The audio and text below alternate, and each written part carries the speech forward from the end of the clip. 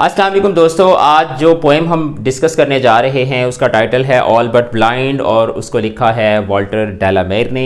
Walter डेलामेर एक English poet थे। Cantt में ये पैदा हुए 1873 में। कैंट कोई पाकिस्तान का कैंट नहीं बल्कि Kent is a place in United Kingdom जहाँ पे ये पैदा हुए थे।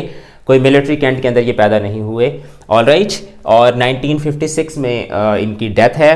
ऑलराइट, स्टार्ट में ये बिजनेसमैन थे, इन्होंने बिज़नेस स्टार्ट किया, लेकिन बाद में इनको जब पता चला कि मेरा टेस्ट जो है वो लिटरेचर की तरफ ज़्यादा है तो लिटरेचर की तरफ प्रॉपरली मूव कर गया और उसके बाद इन्होंने अपनी पूरी लाइफ जो थी वो उसको लिटरेचर के लिए डिवोट कर दिया। तो इनकी जो फेमस राइटिंग्स हैं, हेनरी ब्रॉकन नाम का इन्होंने नावल लिखा था 1904 में, और इसके अलावा इनकी जो मशहूर पोएम है वो द लिसनर है, जिसकी वजह से इनको जो है वो पूरे यूरोप के अंदर जो है वो शोहरत भी मिली। ऑलराइट, और इनके जो थीम्स हैं इनकी पोइट्री के अंदर, इनके नॉवेल्स के अंदर, इनकी शॉर्ट स्टोरीज़ के अंदर ज़्यादातर मिस्ट्री उसमें हमें नज़र आती है, फैंटेसी उसमें नज़र आती है हमें, और नेचुरल एलिमेंट्स जो हैं वो इनकी पोइट्री के अंदर, इनके नॉवेल्स के अंदर, इनकी शॉर्ट स्टोरीज़ के अंदर हमें नज़र आते हैं। और कार्नेगी मेडल भी इनको मिला, इनको जो अवार्ड मिला दैट वाज कार्नेगी मेडल। और इनके जो जॉनराज ऑफ राइटिंग है उसमें शॉर्ट स्टोरीज़ हैं, उसमें पोएट्री है और उसमें इन्होंने कुछ नॉवेल्स भी लिखे हैं। तो ये थोड़ा सा तारुफ था आज के हमारे पोएट का। अब हम मूव करते हैं पोएम की जानिब। सबसे पहले पोएम का हम टेक्स्ट रीड करेंगे और उसके बाद हम उस पोएम को अंडरस्टैंड करने की कोशिश करेंगे। तो आए मिल के रीड करते हैं।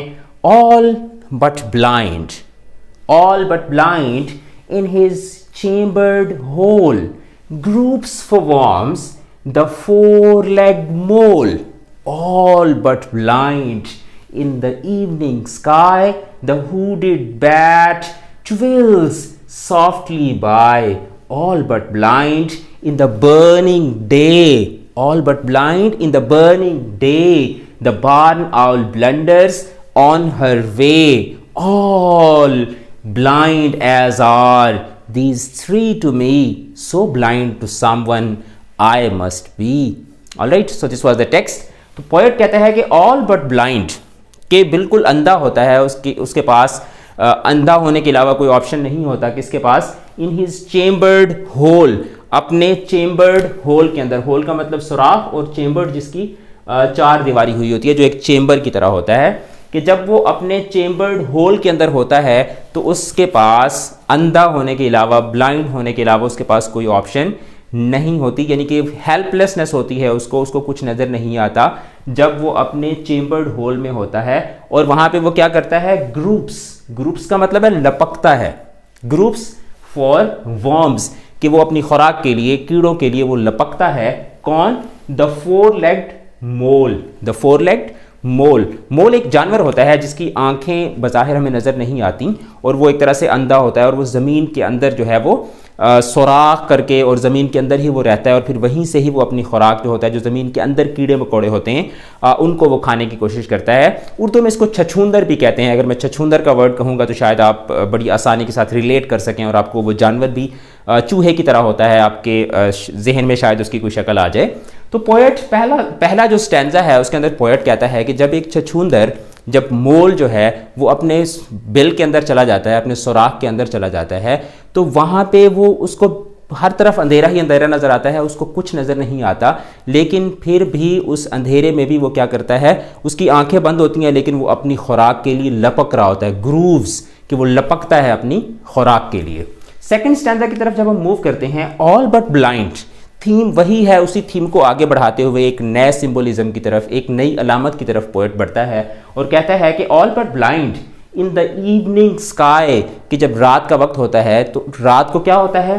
द हुडेड बैट बोलते हैं चमगादड़ को। हुडेड, कि वो एक ख़ास किस्म की चमगादड़ होती है जो वेस्टर्न इलाकों में पाई जाती है। पाकिस्तान में भी शायद आपने कहीं देखी हो, तो उसका जो सर होता है वो ऐसे ढका हुआ होता है। ठीक है, तो हुडेड बैट की बात करते हुए पोएट कहता है कि ऑल बट ब्लाइंड, कि वो भी क्या होती है? बिल्कुल अंधी होती है। इन द इवनिंग स्काई, जब रात का वक्त होता है तो जो चमगादड़ होती है वो क्या हो जाती है? वो बिल्कुल अंधी हो जाती है। ट्विर्ल्स, तो वो उस अंधेरे में वो क्या करती है? वो लपकती है। उसमें भी वो क्या करती है? वो चलती है, वो घूमती है। ट्विर्ल्स सॉफ्टली स्विफ्टली बाय, कि बड़ी आहिस्तगी के साथ, बड़ी आसानी के साथ और बड़ी नरमी के साथ जो चमगादड़ होती है वो रात के अंधेरे में क्या करती है? वो हरकत करती है। ऑल राइट, थर्ड स्टैंजा की तरफ पोएट मूव करता है। थर्ड स्टैंजा में भी उसी थीम को कंटिन्यू करता है, लेकिन एक नया सिंबोलिज्म के साथ, एक नई अलामत के साथ, जो है वो एक नई बात के साथ पोएट हमारे सामने आता है और कहता है कि ऑल बट ब्लाइंड, कि अब क्या है, जो तीसरी सूरत हाल है उसमें भी क्या है कि अंधेरे के अलावा कोई चारा नहीं है, और इस अंधेरे से दो चार कौन है, इन द बर्निंग डे, अब दिन का वक्त है, ठीक है, अब क्या है, दिन का वक्त है, और जैसे ही दिन का वक्त होता है तो क्या होता है, द बार्न आउल, द बार्न आउल एक ऐसा उल्लू जो क्या करता है, जो किसी बाड़े में जाकर रिहाइश इख्तियार करता है। अब उल्लू आपको पता है कि रात को जागता है और सारे दिन को सोता है। अब ये जो बार्न आउल है ये भी क्या कहाँ पाया जाता है, ये ज़्यादातर ब्रिटेन में पाया जाता है और यूरोप के दूसरे इलाकों में पाया जाता है, और ये उल्लू की एक ख़ास किस्म होती है जो किसी बाड़े में जाके रहना पसंद करता है, ठीक है, बाड़े में उसने कोई बिल बनाया हुआ होता है, कोई खोड बनाई हुई होती है जिसमें जाके वो क्या है, रहता है।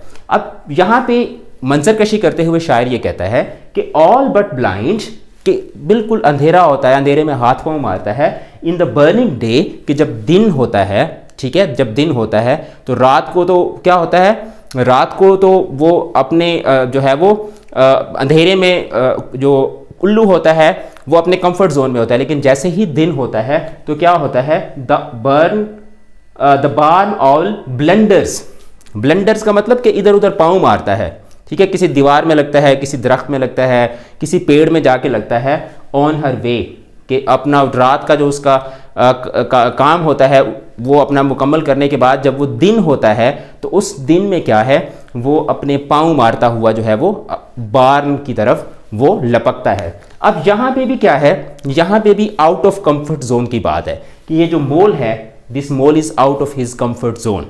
यहाँ पे आप देखते हैं तो यहाँ पे बात हुई है बैट की। अब बैट जो है ये भी क्या है, आउट ऑफ कंफर्ट जोन है।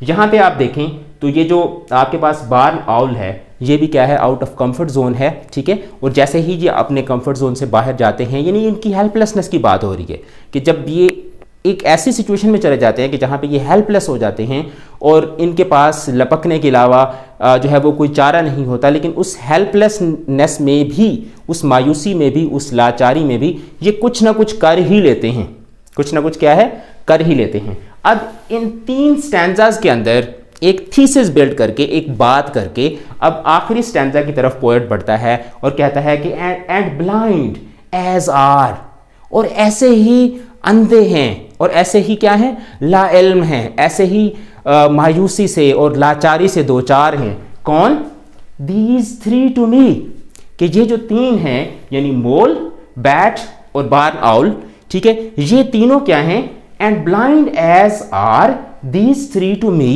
कि जैसे मेरे सामने, यानी अपने आप को इंसान की जगह पे रख के कहते हैं, एक इंसान की जगह पे, कि जैसे मेरी नज़र में ये तीनों क्या हैं, अंधे हैं, लाचार हैं, किसी न किसी एक ट्रैप के अंदर हैं, out of their comfort zone हैं। Similarly so blind to someone I must be, कि इसी तरीके से मैं जो इंसान हूं मैं भी क्या होऊंगा कि एक दूसरे इंसान के लिए क्या होऊंगा, कभी आउट ऑफ कंफर्ट जोन होऊंगा, कभी ऐसा होगा कि बहैसियत एक इंसान मैं किसी दूसरे इंसान को नहीं समझ पा रहा हूँगा या किसी दूसरे इंसान के कंफर्ट जोन से बाहर होऊंगा।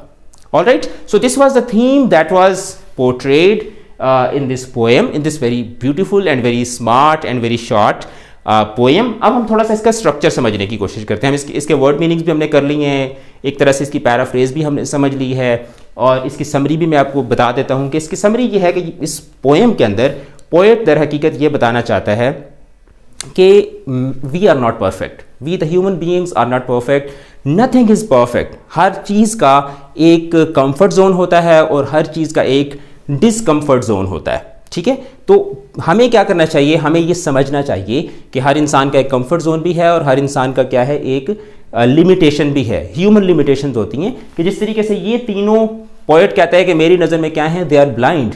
सिमिलरली कुछ ऐसी सिचुएशंस भी होंगी कि जहाँ पे मैं ब्लाइंड होता हूँगा, यानी कि हम अक्ले कुल नहीं हैं, no one is nobody is perfect, nobody is अक्ले कुल।